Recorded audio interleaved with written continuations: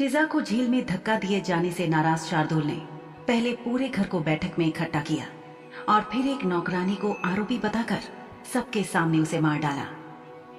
वो यही नहीं रुका, उसने अपने घर वालों से ये भी कहा कि बिना किसी परिवार के सदस्य के बढ़ावा दिए किसी नौकर की हिम्मत नहीं हो सकती थी उसके कमरे में कदम रखने की या ऐसे किसी कारनामे को अंजाम देने की।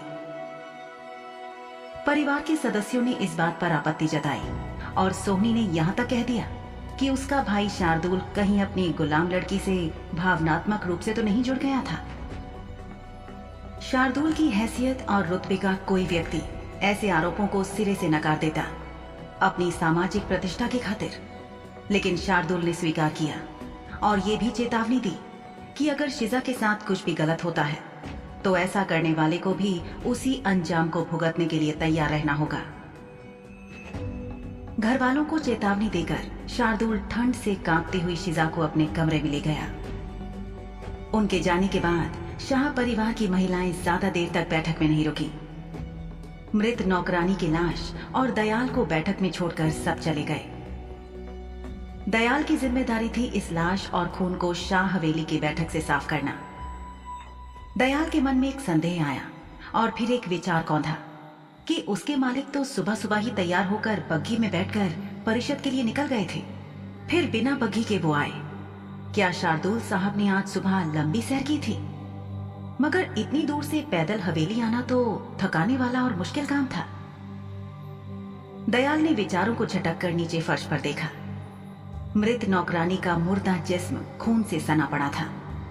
कुछ खून जो उसके सर से निकला था उसने उसके चेहरे के उस हिस्से को लाल कर दिया था जो जमीन को छू रहा था। कहीं कहीं फर्श पर खून के छींटे सूखने और जमने लगे थे। हवेली के ऊपरी हिस्से में शार्दुल के शांत कमरे में शिजा अपने हाथों को शरीर पर कसकर लपेटे खड़ी थी। शार्दुल गुसलखाने में गया और खुद आग जलाकर पानी गर्म करने रखा।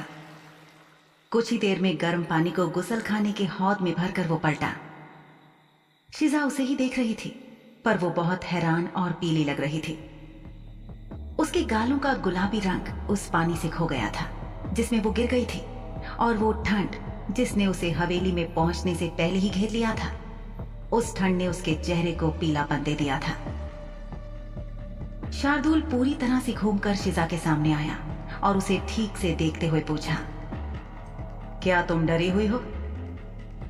शिजा को पता नहीं था कि वो किस डर की बात कर रहा है। क्या उस डर की जब कुछ ही देर पहले शिजा की जान खतरे में डाल दी गई थी, जब शायद कोई दुर्घटना का रूप देकर उसकी हत्या करना चाहता था, या फिर उस डर की जब शार्दुल ने पलक झपकते ही बेदर्दी से एक नौकरानी को मार डाला था। शिजा इन सब बातों को सोच ही रही थी जब शार्दुल ने कहा, जब मैंने नीचे वो कहा था तो मैं गंभीर था। अभी तुम मेरी हो, इसलिए मेरी जिम्मेदारी हो। जब कोई मेरी किसी चीज को नुकसान पहुंचाने की कोशिश करता है तो ये बात मुझे जरा भी पसंद नहीं आती है। तुम मुझसे डरो मत। शिजा ने महसूस किया कि उसका दिल भर आया था, और इस बार ये दिल भरना किसी बुरी वजह से नहीं था। ऐसा लग रहा था कि शार्दुल के कहे गए अंतिम कुछ शब्दों ने शिजा के दिल को छू लिया हो। जिस तरह से शार्दुल ने वो सब कहा, शिजा की रीढ़ की हड्डी में एक कपकपी सी हुई। हालांकि वो इसके बारे में निश्चित नहीं थी कि क्या वो शार्दुल से डरती थी। आज शार्दुल ने उसकी खातिर बिना सोचे एक लड़की की हत्या कर दी थी। हवेली की बैठक में मारी गई लड़की के बारे में सोचते हुए शिजा ने कहा, मैं बच गई। अगर मैं समय पर नहीं आया होता तो आज तुम मर भी सकती थी। लेकिन लोगों को फटकार लगाई जा सकती है, समझाया जा सकता है और बदला जा सकता है। शिजा का आशय उस नौकरानी की हत्या से था। शार्दुल समझ गया और उसने फौरन खंडन किया। यदि कोई एक बार इतनी बड़ी गलती कर सकता है तो संभावना है कि वो ऐसा दोबारा भी करेगा। ऐसी भयानक गलती को तुरंत सुधारा जाना चाहिए, वरना ये एक दुर्भावनापूर्ण कार्य में बदल जाती है।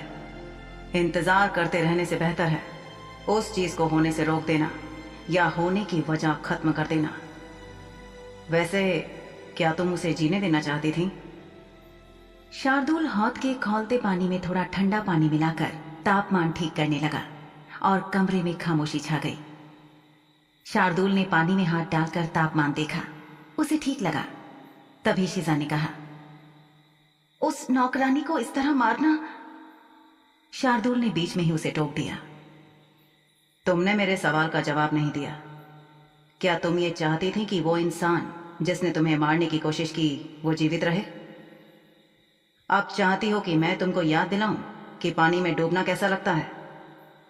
आप सांस लेने की कोशिश करते हो पर हवा नहीं होती। आप पानी से लड़कर ऊपर जाने के लिए संघर्ष करते हो, अपने हाथ पैर व्यर्थ चलाते हो, लेकिन पानी अपने बल से आपको खींचकर फिर नीचे ले जाता है। आप दहशत में आकर मदद के लिए किसी को पुकारना चाहते हो, लेकिन जैसे ही चिल्लाने के लिए मुंह खोलते हो, पानी की बड़ी मात्रा आपके मुंह के जरिए पेट और फेफड़ों में पहुंच जाती है।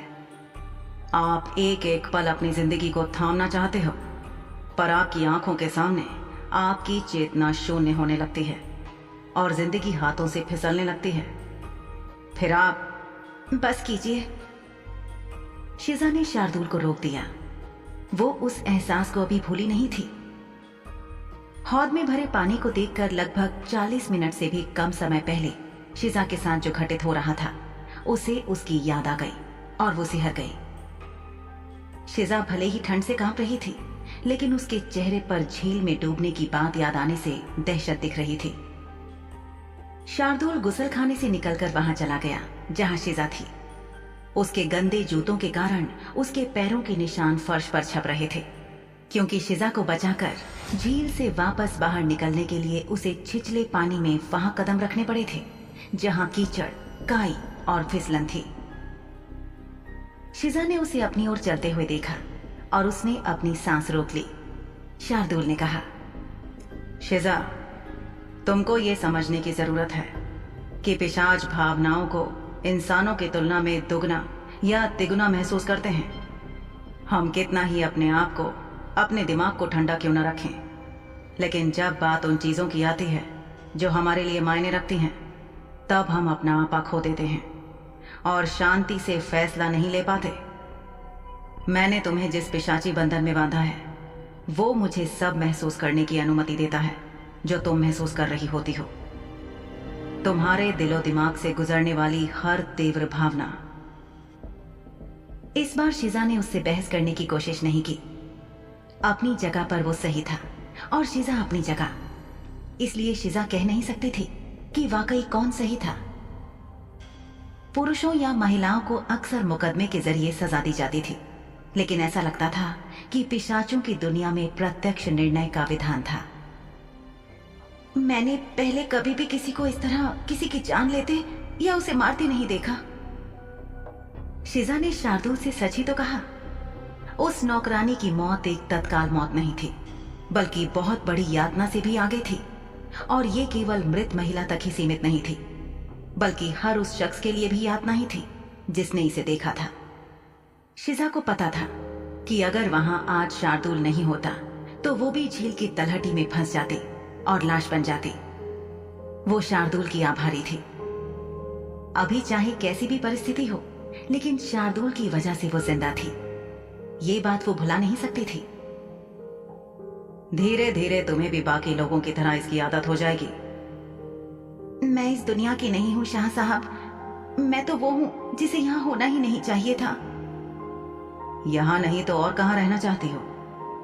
शार्दुल ने अपनी दृष्टि शिजा पर जमाई रखी, और जब वो कुछ नहीं बोली तो शार्दुल ने कहा, शायद आज तुम इस बात से सहमत ना हो, लेकिन एक दिन ऐसा आएगा जब तुम खुद ये महसूस करोगी कि ये एकमात्र ऐसी जगह है जहां तुम सुरक्षित हो और जहां तुम्हें होना चाहिए।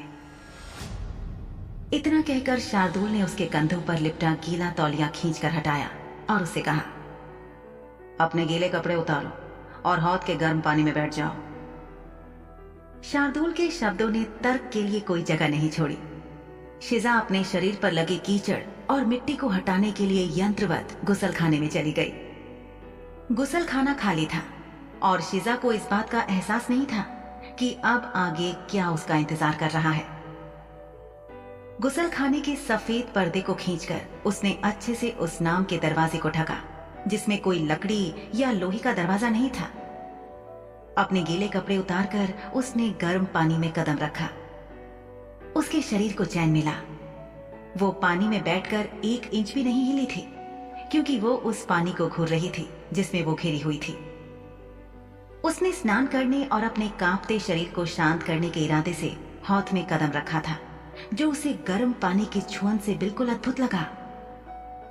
लेकिन कौन जानता था कि शार्दुल गुसलखाने में वापस कदम रखने जा रहा था, वो भी तब जब शिजा ने खुद को पूरी तरह से बिना कपड़ों के हौद में उतार दिया था। शार्दुल ने गुसलखाने में कदम रखा और खुद पहनी हुई गीली कमीज को खींचकर उतार दिया। शर्मिंदा मत हो, यहां कोई ऐसी चीज नहीं है जिसे मैंने पहले नहीं देखा हो। शार्दुल ने शांति से उसके पास रुके बिना और दीवार के दूसरी तरफ बनी एक अलमारी की ओर चलते हुए कहा। शार्दुल की पीठ शिजा की तरफ थी और वो अलमारी में रखे सामान में से कुछ ढूंढ रहा था। शर्म से लाल हो चुकी शिजा ने घबराहट में खुद से पूछा कि क्या उसे गुसलखाने से बाहर चले जाना चाहिए। आज से पहले ऐसा कभी नहीं हुआ था कि शिजा गुसलखाने में हो और शार्दुल अंदर आ जाए। उसके शरीर पर कोई कपड़ा नहीं था। उसने सोचा नहीं था कि वो ऐसे अचानक आ धमकेगा। पानी में उसके शरीर का ऊपरी हिस्सा साफ नजर आ रहा था। उसने अपने आप को हौद में और अंदर झुकाया। अब पानी उसके कंधों से थोड़ा नीचे था, लेकिन उसकी छाती का ऊपरी हिस्सा दिख रहा था। वो आगे झुककर पानी में डूब सी गई, जैसे कि छिपना चाहती हो। लेकिन जिस गुसलखाने में इतनी सारी बड़ी बड़ी मोमबत्तियां जलाई गई थी, वहां पानी क्या छुपा सकता था। कुछ पल भी नहीं बीते थे कि उसने शार्दुल को कहते हुए सुना, मैंने बहुत सारे बिना कपड़ों के नंगे शरीर देखे हैं। एक आम आदमी अपने जीवन में जितने देख सकता है उससे बहुत ज्यादा। हाँ, वो उच्च समाज का हिस्सा हो तो बात दूसरी है। तुमको अपने शरीर से शर्माना नहीं चाहिए। शिजा ये बात सुनकर घबरा गई। वो सोचने लगी कि हो सकता है कि शार्दुल शाह साहब नंगे शरीरों को देखने के अभ्यस्त थे, लेकिन शिजा किसी को भी अपना शरीर दिखाने की आदी नहीं थी। उसने ध्यान से अपने शब्दों का चुनाव करते हुए धीरे से कहा, शार्दुल साहब, कृपया सुनिए। आपको पता होना चाहिए कि मानव महिलाएं खुद को छुपा और ढका हुआ रखना पसंद करती हैं। अच्छा, कितनी दिलचस्प बात है ना। पिछली बार मैं जब कुछ इंसानी महिलाओं से मिला था, तब वो खुद को मेरे कदमों में बिछा रही थी। कुछ ऐसी महिलाएं हो सकती हैं, लेकिन ज्यादातर को ये पसंद नहीं होता। शार्दुल को आखिरकार अलमारी से एक डिब्बा मिल ही गया। उसने अलमारी को बंद कर दिया। एक बात कहूं, हर किस्म के प्राणी का शरीर केवल मांस और हड्डियों और इसे ढकने वाली त्वचा से बना होता है। अगर तुम शरीरों को वैसे ही देखना और समझना शुरू कर दोगे तो तुम्हें कभी कोई शर्मिंदगी महसूस नहीं होगी। कम से कम ऐसी तो बिल्कुल नहीं जो इस वक्त हो रही है। देखो तो, गुसल खाने में मेरी मौजूदगी से तुम्हारे गाल अभी कितने लाल हो गए हैं। शार्दुल ने अपनी आंखें बंद कर ली। शिजा के दिल की धड़कनें शार्दुल की बातें सुनकर बहुत तेज हो गई थी। शार्दुल बोला, वाह, क्या अद्भुत आवाज है। शिजा जानती थी कि वो उसके दिल की धड़कनों की आवाज के बारे में बात कर रहा था। उसने खुद को संभाला और फौरन अपने हाथों से अपने शरीर के शार्दुल के सामने वाले ऊपरी हिस्से को ढक लिया। क्या आप सभी को इसी तरह देखते हैं मालिक? शिजा ने नीचे अपने शरीर की ओर देखते हुए अपनी छाती पर एक त्वरित नजर डाली। उसके हाथों ने उसके स्तनों को ठीक बीच से ढक दिया था, लेकिन गले के नीचे का स्तनों का ऊपरी हिस्सा और बगलों के नीचे वाला हिस्सा दबाव पड़ने से और उभर कर दिख रहा था। उसकी हथेलियां इतनी बड़ी नहीं थी कि उन्हें पूरा ढक सके। शिजा ने हौद के पानी में अपने पैर घुटनों से मोड़कर अपने शरीर के निचले हिस्से को छुपा लिया था। अब उसके घुटने पानी की सतह पर नजर आ रहे थे। तभी शार्दुल ने अपनी जगह से हिले बिना उससे सवाल किया, कैसे देखता हूं? मांस, हड्डियों और त्वचा के रूप में? शार्दुल की पीठ अभी भी शिजा की तरफ थी। उसकी आंखें बंद थी। शिजा ने अपने शरीर से नजर उठाकर शार्दुल को देखा। उसने कमीज नहीं पहनी थी। उसका ऊपरी शरीर बहुत मजबूत और सुंदर दिख रहा था। उसके कंधे चौड़े थे और मांसपेशियां सुदृढ़ थी। वो जब झुककर डिब्बे को ढूंढ रहा था तो उसकी पतलून हल्की सी नीचे खिसक गई थी और अभी उसकी कमर के बिल्कुल निचले हिस्से पर बस टिकी हुई थी। शिजा के विचारों को शार्दुल की आवाज ने विराम दिया। क्या ऐसा करने से मारना आसान नहीं हो जाता? कल्पना करो नन्ही चिड़िया कि तुम्हारे पास एक सुंदर मुर्गी है जिसे तुम हर दिन देखती हो, उसे खिलाती पिलाती हो, उसका ख्याल भी रखती हो, लेकिन जिस दिन चूजे या अंडे पकाए जाते हैं या उसी मुर्गी को पकाया जाता है, तब क्या तुम उसे भोजन की तरह देखती हो या उसी मुर्गी की तरह जिसे तुमने खिलाया पिलाया? हम सब इसे मांस और भोजन के रूप में देखते हैं ना? शिजा सोचने लगी कि क्या शाह साहब लोगों की तुलना भोजन से कर रहे थे, लेकिन अगर ऐसा था भी तो ये बहुत आश्चर्य की बात नहीं होनी चाहिए थी, क्योंकि वो एक शुद्ध खून वाला पिशाच था जिसे जीवित रहने के लिए रक्त की आवश्यकता थी।